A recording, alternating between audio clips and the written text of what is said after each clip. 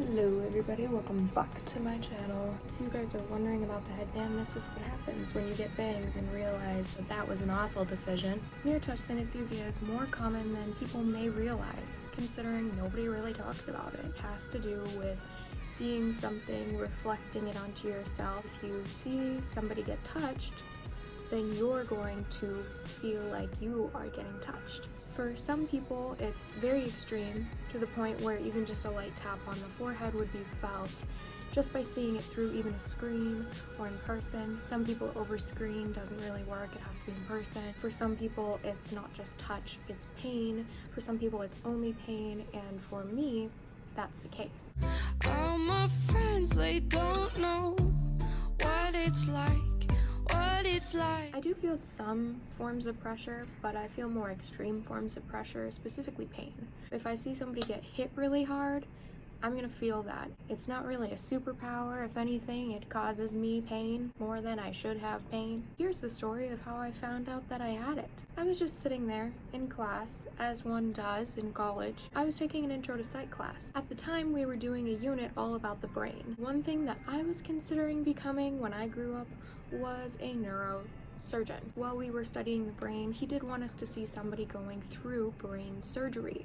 So he displayed a video up on the screen showing us somebody that was getting their skull removed so that they could look into the brain and pick out a piece of it because he had a tumor. Luckily for me, I got to feel all of it. Whenever I'd watch stuff on TV with my dad, like the last season of Alone, your girl would get a fish hook stuck in the back of her hand and she'd be like tearing at it, I would always feel that.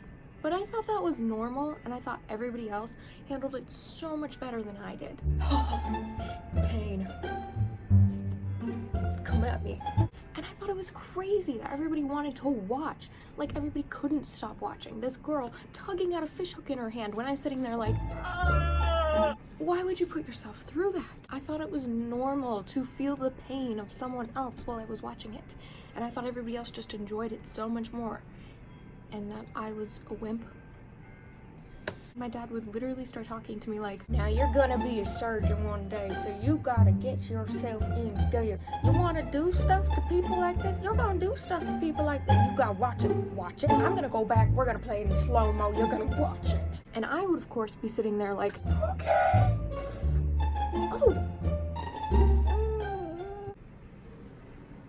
And I thought this was normal. Another time that, I experienced mirror touch synesthesia and didn't realize it was when we were all sitting around. I can't remember if it was New Year's or if it was Thanksgiving, but we were watching a basketball game. It's one of the most extreme injuries in basketball that I've ever seen as somebody who doesn't watch sports. I'll put a clip of it in right here. Kevin Ware just took a shot. Oh my goodness. That is a gruesome looking injury to Kevin Ware. He's dislocated some portion of his leg there, Jim. I limped around the party the rest of the night. Okay. See you later. And I thought this was normal. These memories started flooding back to me as I'm sitting in my seat watching the brain surgery happening on screen, realizing that maybe it's not normal. The best way that I can describe my experience is as thus. I was watching the screen. As soon as they started drilling into the scalp, the back of my head started to feel so much pain. But I heard my dad in the back of my head. You're gonna be a surgeon one day, you gotta watch this. You gotta keep your eyes open. Pain started surging through all of my scalp. And then when they removed the piece of the scalp, all of a sudden it felt like somebody had lifted something off the top of my head. Before I know it, they start cutting into the brain. And as soon as this happens, my entire body feels flooded with heat. Just the best way I can describe it is I felt like my whole body started on fire. Next thing I know, I start feeling extremely lightheaded, extremely nauseous. My skin is pale and it looks like I'm very, very cold. But on the inside, I'm burning up when I'm watching. Just breathe. You gotta do this someday. You got this. I'm gonna watch this. Yeah. Why was I putting myself through? I'm still watching as they start removing pieces of the brain, and I start realizing that I am dripping in sweat.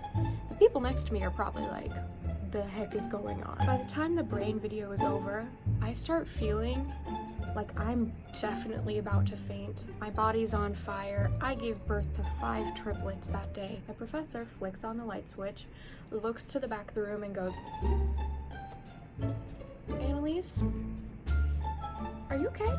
No, I'm not okay. He asked me to stay after class and then talk to me a little bit about this. He was the first person to share with me that what I was experiencing was not normal, and it all of a sudden made a lot of sense. He told me that mirror touch synesthesia is something where when people see something, their brain takes it and perceives it and stores it in a different way than normal people. When we were kids, we would learn things through smell and color and tactile instead of identification. Nowadays, we can just look at something and say, that's a red Coca-Cola bottle sitting on my roommate's desk, because it's a Coca-Cola and it's a bottle, instead of saying, oh, that's a weird shaped thing that's red that feels kind of smooth.